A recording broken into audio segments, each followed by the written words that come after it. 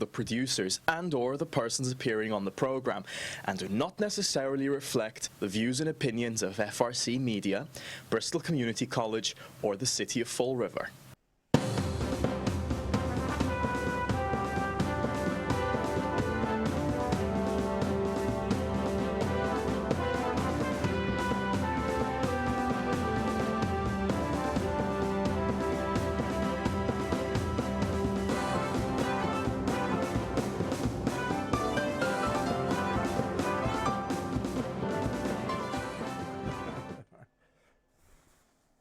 City Straight Talk. I'm Chip. I'm CJ. And I'm Patrick. And I'm back. Yay! You know, it's going to be, can you hear me out there okay? Very low. Audio's Very low? All right, let's try that now. How's that? Much better. Okay, good. I got to crank this today. Don't ask me why, but hey, it is what it is. All right, so we're going to get right to the nuts and bolts of everything, except for the fact that, Chip, I don't know where the hell you are.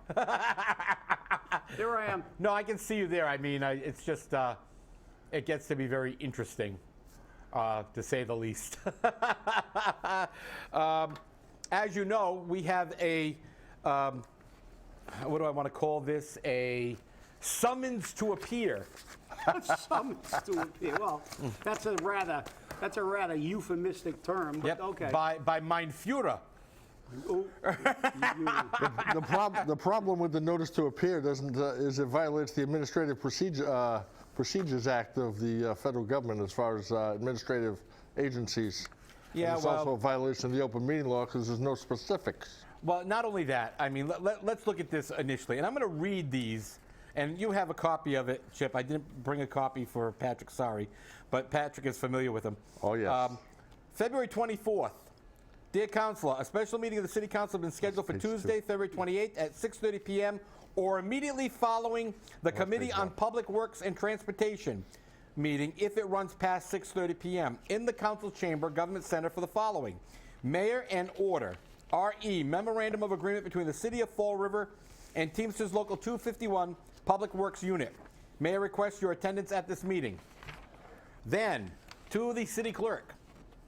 Dear City Clerk, attaches a letter to each councilor pursuant to Municipal Ordinance 2-55, calling a special meeting of the Fall River City Council to be held on February 28, 2017 at 6:30 p.m. in the City Council chamber.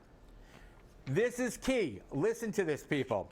Please prepare an appropriate agenda, publication, and notice. And then, to the City Council President. Dear Mr. President, pursuant to Municipal Ordinance Section 2-55, I am calling a special meeting of the Fall River City Council to be held on February 28, 2017 at 6:30 p.m. in the City Council Chamber, One Government Center. The specific subject to be considered is the collective bargaining agreement and the deadlines therein for Teamsters Local 251 Public Works. Specifically, I am asking the collective bargaining agreement be approved as the lack of approval is causing financial hardship. Again, listen to that. Causing financial hardship to many members of the unit. This is what we call fake facts, misinformation, or basically, as the City Council would put it, is this a downright lie? Well, I guess that he's not taking into consideration that laying those people that he just bought off with this settlement didn't create a financial hardship on them. But the funding for that 245 is in this memorandum of agreement, which is not a collective bargaining agreement. Let's get into this. You know, as you said, you got the contract there, so let's go over it line by line. No, CJ, we don't have a contract. We have a memorandum of agreement. That's right. Or understanding. I think he referred to it as MOU. Yep. But it's no, irrelevant. it actually That's says semantics. Yeah, it's the right. same thing. It's the same thing. What this is tentatively, and I'll tell you from a collective bargaining standpoint, which I did for almost a quarter of a century, this is considered a tentative agreement between the bargaining agent and the city. Then it has to be brought back to the membership to be ratified. So this is not technically the final collective bargaining agreement, because what normally has to happen is this has to be reduced to writing, reviewed by both parties, signed off. Signed off. Well, but it has to be after the membership ratifies. Yeah. And the final product, and then it has to be put in a book form, basically. One copy goes to the city, one copy goes to Corporation Counsel, one copy goes to the union, one copy goes to the union attorney. And that's the way these things are done. And this in fact, is not a finalized collective bargaining agreement, although, we'll get into this later, this is a duly executed agreement now, because if you read this, and CJ, did you post this for public? It is posted on the city website. Okay, if you post it on city, and if you read the first section, whereas the city of Fall River, and then in parentheses, they could have went and done it the right way, say hereinafter referred to as the city, but, okay, and Teamsters Local 251, open parentheses, the union, are parties to a collective bargaining agreement, and then it goes on for the date. The fact is that the mayor is contending that if they don't fund this contract on Tuesday, this contract is null and void. Well, I hate to tell them this, but this contract is all duly executed. The funding is a completely separate piece, has nothing to do with the collective bargaining process. This contract is binding on the city because they executed it before that date. It is signed by all parties on the back. So, you know, because he wants to bring in the funding aspect, it's irrelevant, because if you look back in history, when Attleboro firefighters went to the Joint Labor Management Commission and adjudicated a collective bargaining agreement, the arbitrator found in their favor. Then by law, because they have binding, semi-binding arbitration, by law, the mayor was required to present it to the city council. However, city council is not bound to fund it. That's correct. They did not fund it in Attleboro, and the contract went in the toilet. Now, the city council can basically put the kibosh on this contract by not funding it, but they don't have to fund it immediately. And this is all, you know, this is all much to do about nothing. And I'm looking at the date here. This contract was executed, I believe, on the 15th. Right. And now he's saying it's an emergency on the 28th. Well, why on the 15th, when you duly executed this contract, did you not send all this paperwork down to begin the process? So if anybody's to blame for this being a 11th hour issue, it's the mayor. But we're used to 11th hour issues in Fall River. That's all we ever have is an 11th hour issue. That's right. But let's go over the this issue line right by here. line. Yeah. Because he's promised them the money by March 1st. Right, but he doesn't have the vote. But let's stay. That's his emergency. Patrick, let's stay on position here, okay? Yep. First off, he opens with for good and valuable consideration. Okay, fine, no problem. Let's move on down. Number one, he says this is an emergency. People are being harmed financially. Well, when I look at this, it says there shall be no wage increases for the period July 1, 2016 through June 30th, 2017. So where's the financial hardship? Where's the emergency? Where's the hardship at all? Okay, so there's your first issue. Now, my second issue with this is it refers back to the contract of July 1, 2013 through June 30th, 2015. Guess what? Do you see that here? It's not posted. It wasn't sent to the city council. It's not on the city website. How can you refer to a contract that you don't have in your hand? That's true. Okay, if you so make a reference, you have to not only cite the reference, you have to provide it. Exactly. So there's your other issue here on this. Now, let's move on even further. Let's move to Section 6 of this Memorandum of Agreement.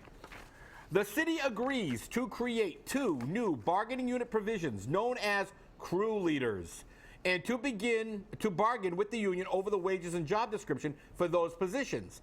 Bargaining over these positions shall be concluded by March 15th. Wait a minute. March 15th is next month. So the city council is going to fund an open-ended contract? That looks like a blank check to me. Hey, Chip, you want a job as a crew leader making $80,000 a year? Yeah, well, I mean, you know, this is, I mean, to me, this is not, you know, this is this MOU or MOA or whatever they want to refer to it as, is kind of hastily done and really not. Something like this, if you're going to deal with new positions, I mean, how can you ask a city council to fund a contract when you have positions that you can't even cost factor into it? So when they do in fact fund this contract, they are not in fact funding this contract, because there are 2 positions outstanding that are being bargained that will then come in later on, and then it'll put the city council in a position that, well, you've already funded most of this contract, so why don't you refuse to fund this? you know, if you're going to do something like this, a contract, let me explain something to these people who maybe nobody in this, obviously in this administration has ever negotiated an instrument. We have yet to get a contract. We have all memorandums of understanding. I understand, yeah, and that's the reason, because the reason is a contract is supposed to stipulate in a legal and formal sense, the wages, working conditions. The pay schedule. And the pay schedule. The descriptions and of the job. everything that constitutes the working environment of the individuals covered by this contract.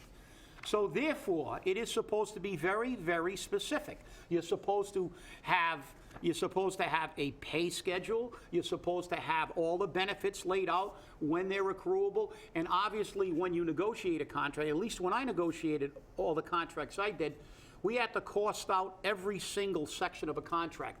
Anything that had a cost factor attached to it in a collective bargaining agreement was not only costed out by the union, it was costed out by the city.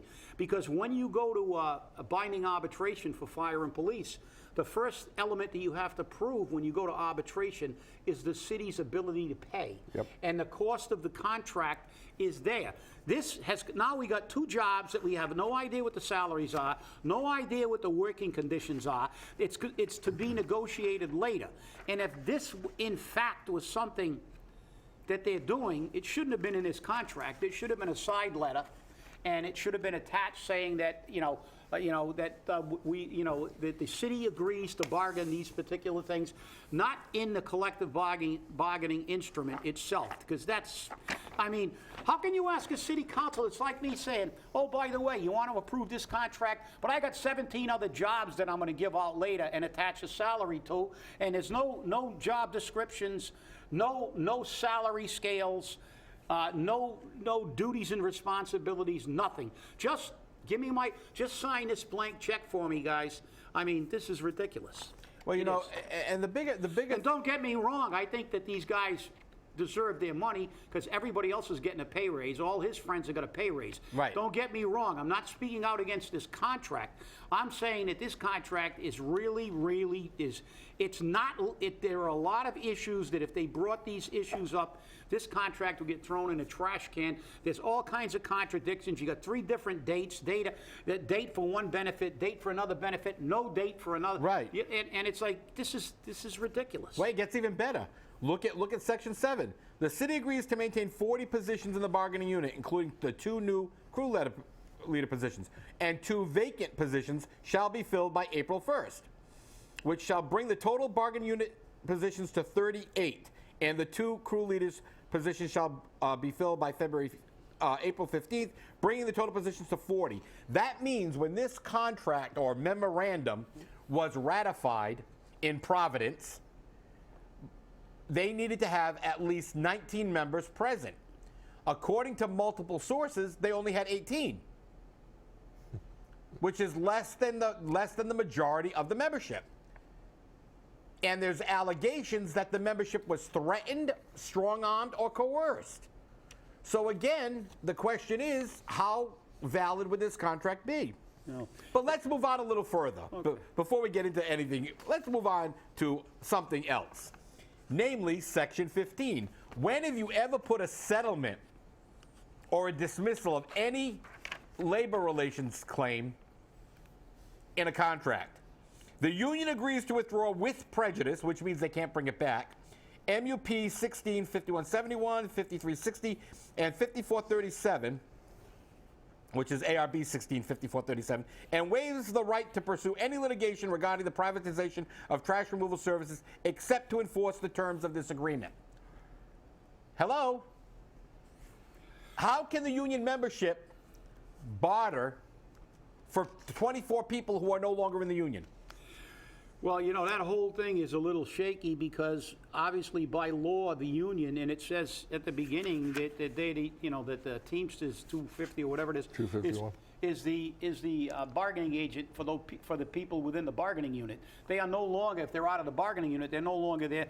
But also, this section is another classic example of, you know, they're telling him to waive basically three unfair complaints. labor practices and a pending grievance. That's what they call leverage bargaining. It's coercion, it's intimidation. It's actually not legal. If they could technically have filed another unfair labor practice against the city for leverage bargaining. They're attempting to leverage this contract predicated on them making deals on other outstanding issues, which is not the way collective bargaining on a successor agreement is done. You can't tell somebody that, if anybody would have came to the table to me and said, well, we'll give you this contract if you drop the 17 grievances that you got pending, I would have said, well, now you got 17 grievances in an unfair labor practice. This is, but again, we have what happened with the taxpayer, so we have a moot point. If the union people agreed to this, well, they can agree to it. Even though it's not, that the city shouldn't have done it. It's intimidation, it's coercion. Just as nobody grieved the fact that they had the ratification vote in Providence. That could have been contested because you're supposed to make the vote at a place that's readily available to the entire membership. You don't have to hitch a ride to Providence, and you don't have to, you don't have to walk through a cadre of sergeant at arms and stuff like that.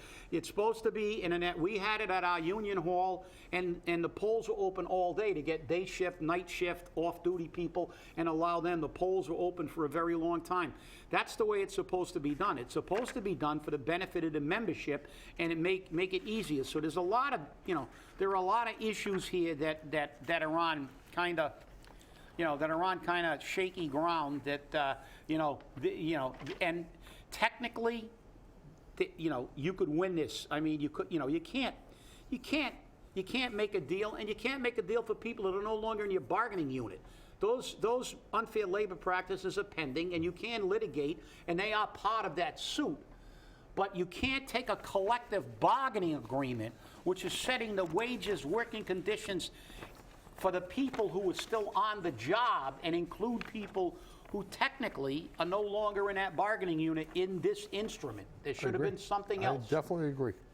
And as you keep reading down on this memorandum of agreement, in 16 you see, in exchange for the withdrawal. Now here's where you get it. This is the payoff. This is the payoff.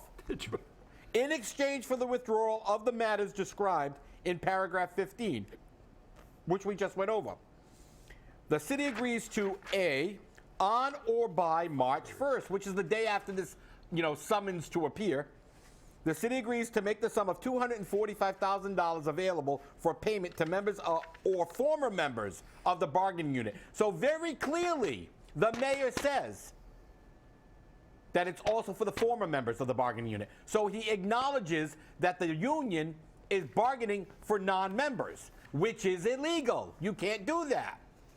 Because they are the exclusive bargaining agent for who, according to Mass General Law 150E. Yeah, the members, the members who are on the job, who are now members of and active employees. It's just as though, just like I could not bargain for people who were on the list to become firefighters. There were many instances where people would come to me who were on the list and say, well, they're asking us to do this and this. Is there anything in the union you think it's okay? And I used to have to tell them, until you become a firefighter and become a member of this union, I have no bargaining rights for you. Just as during a probationary period, statutorily, they can be terminated, and they don't have civil service, the civil service, protections. Due process. They can be, there are certain elements of things that you can't do. And it's just like when my members were facing layoff. We went through the civil service procedures. They had their hearings and stuff. But once they were off the job, I couldn't bargain for them. I could advocate. I could help them in any way I could. But I could not try to include them in a collective bargaining, because our collective bargaining was very clear. It said, Local 1314 is the sole and exclusive bargaining agent for all uniformed firefighters in the city of Fall River. So they were no longer uniformed firefighters. Now you can advocate and you can try to help them, right. But technically you can't put them in a collective bargaining agreement, because this agreement is for the people who come under this collective bargaining agreement, not people who are no longer part of this bargaining unit. Now, let's move on to sub B in that.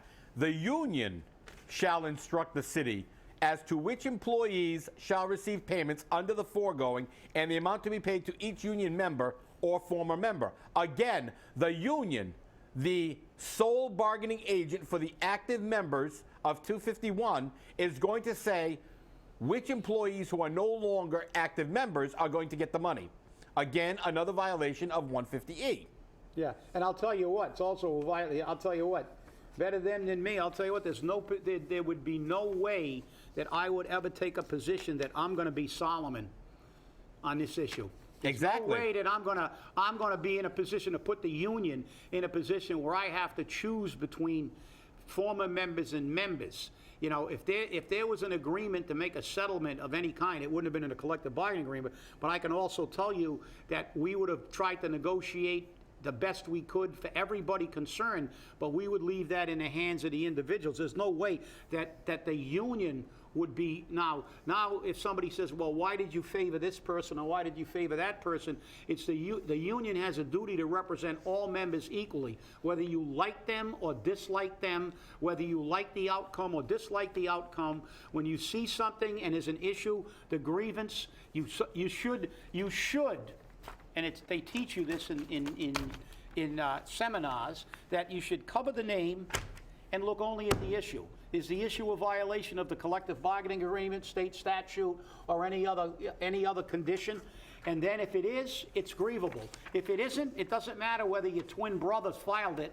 It doesn't have any merit. Right. And it doesn't matter whether your worst enemy filed it. If it does have merit, you have a duty to represent all people with equal vigor. But you know, here's the thing. And we've seen this over and over in every contract. Every corporation counsel signs it, and it always says their name, and then it says correct in form and content, or something along that line. Yep. This one here, Joe Macy signed it, and then he wrote in and scribbled underneath, because you can barely read what he wrote. Like form and substance. I can't read that. Yeah, He exactly. should have been a doctor, not a lawyer. 'Cause I tell you But what, it's as to form and substance. But I'm going to tell you who's responsible for this contract. Let's read the names. Jazel F. Correa II, mein Führer. Kathy Ann Viveris, you know, the Pinocchio of the 6th floor. Joseph Macy, although he put his title honorable in front of it. Well, you know, Attorney Macy, I have the title in front of me of honorable as well, but I don't use it either. And I really have to question if you agree that this contract was right. You know the law, sir. I have to really question this. Paul Santos, President, Teamsters Local 251, and Nick Williams, business agent for Teamsters 251, and they all signed it the day after Valentine's Day. So either everybody got lucky the day before. Well, but the problem that I have with this is that, number one, as you said here, Chip, as I said it in the weekend flush, this is not a contract. The question is not what is wrong with the contract. The question is, what isn't wrong? true. And you know, this is why the city is in the mess it's in with this administration, because the facts aren't there.